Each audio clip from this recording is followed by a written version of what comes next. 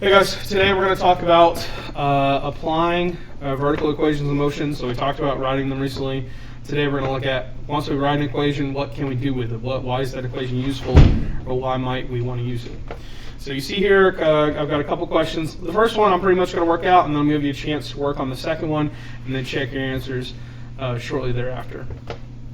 So it says here, scenario is a baseball is thrown with a velocity of 18 meters per second and an angle of 38 degrees. So I got my calculator here because we're going to need that. I assume you're probably, at this point, hopefully pretty familiar with writing the equation. So I'm just going to simply start by writing out the equation here. I need to find Vyi, right, which is going to be the velocity, which is 18 times the sine of the angle. So again, there's a great chance to check your calculator and make sure you're in the right mode. When I do 18 times sine 38, if you're in the right mode, you should get for your answer 11. I'll use two decimal places. We'll just say 11.08. So again, this is the component of velocity that is only going vertically. So then my vertical velocity equation would be Vy equals 11.08 minus 9.8 times t. Vertical displacement equation would be, there's no height, so I'm not going to worry about that. It's just going to be 11.08 times t minus 4.9 t squared. So hopefully you understand how to get these equations. There's no confusion about that. Obviously, if you don't know how I got those, or you don't know how we wrote those equations, then you please ask questions. Make sure you send me an email or ask me in class. Now, once we've done that, we can answer these questions pretty easily. What is the velocity of the baseball after 0.7 seconds? All I need to do is take my velocity equation and put in 0.7 for time. So velocity is going to be 11.08 minus 9.8 times 0.7.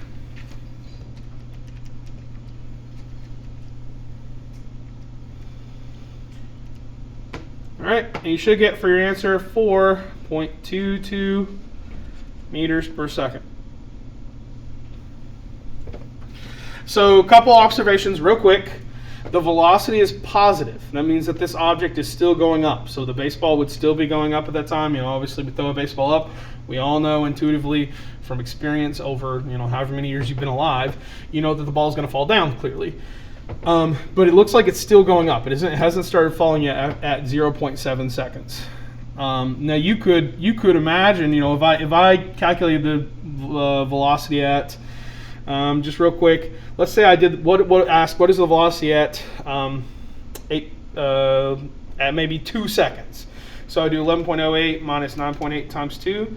Well, guess what? I get negative for that velocity. So obviously at 2 seconds it's already falling. At 0.7 seconds, it's still on its way up. So the maximum height when it gets to the very top will be somewhere in between there. All right, moving on to the next question, which I think is a little bit harder, is when will the velocity be negative 4.1 meters per second? So in this instance, I'm not trying to calculate. I can't just put in the time, right? Because it's a velocity. Instead, I substitute the velocity in and solve for the time. So I write negative 4.1 equals 11.08 minus 9.8 t. And I'm just going to solve for t. So this is just a basic algebraic equation. Hopefully everybody knows how to solve this. I personally would subtract 11.08 on both sides. So on my calculator, negative 4.1 minus, make sure you do it in the correct order, minus negative 11.08.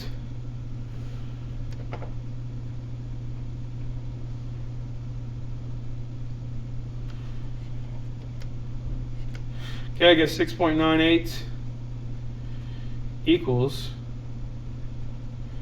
negative 9.8 t. Uh-oh, I'm going to run into a problem here. What did I do wrong?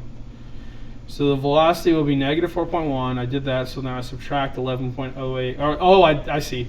I misspoke when I said that, and I typed it wrong in my calculator.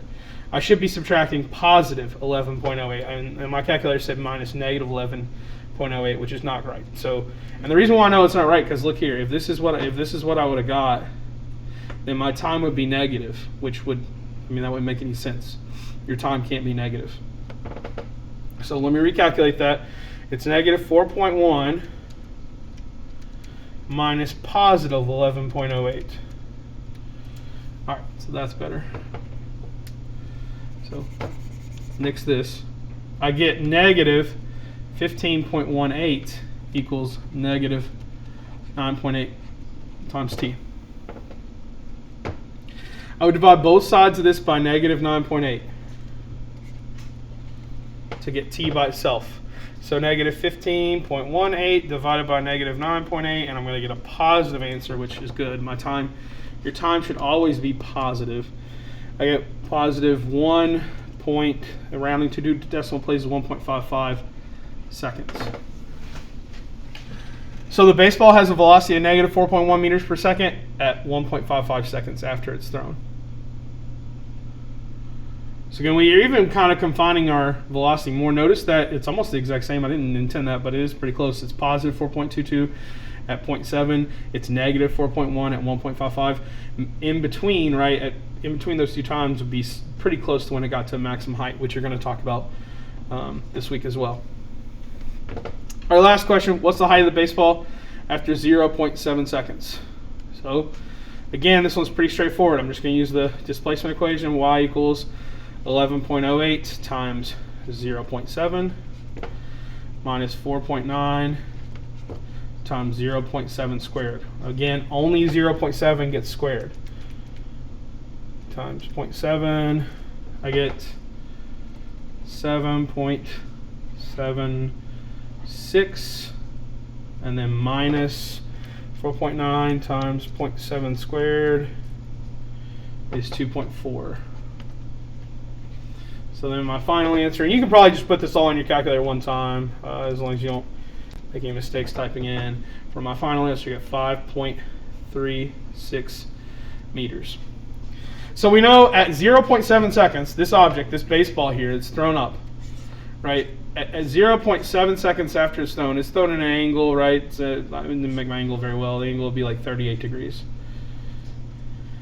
But at 0.7 seconds, it has a velocity of positive 4.22 meters per second, and it has a height of 5.36 meters.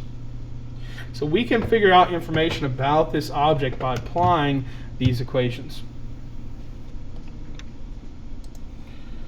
Okay, so here's another example. What I'm gonna do here is encourage you to pause the video, work through this, see if you get the correct answers, and then I'll show you the correct answers in just a moment. So you can stop that right now and try it out.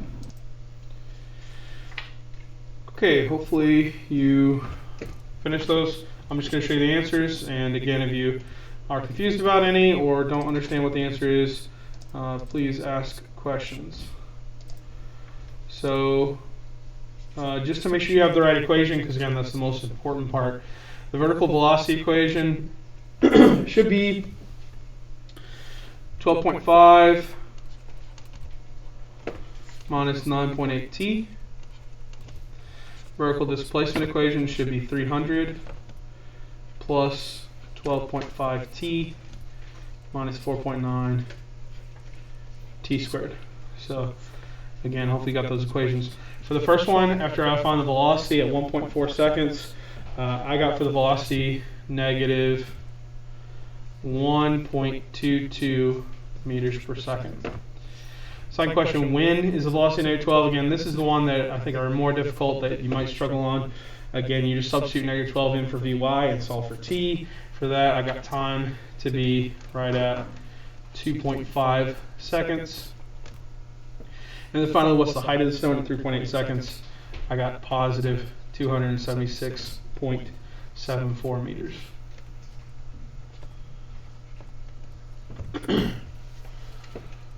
Okay, so hopefully that makes sense, and you know how to apply these equations. As always, if you don't know or are confused, please ask questions. See you.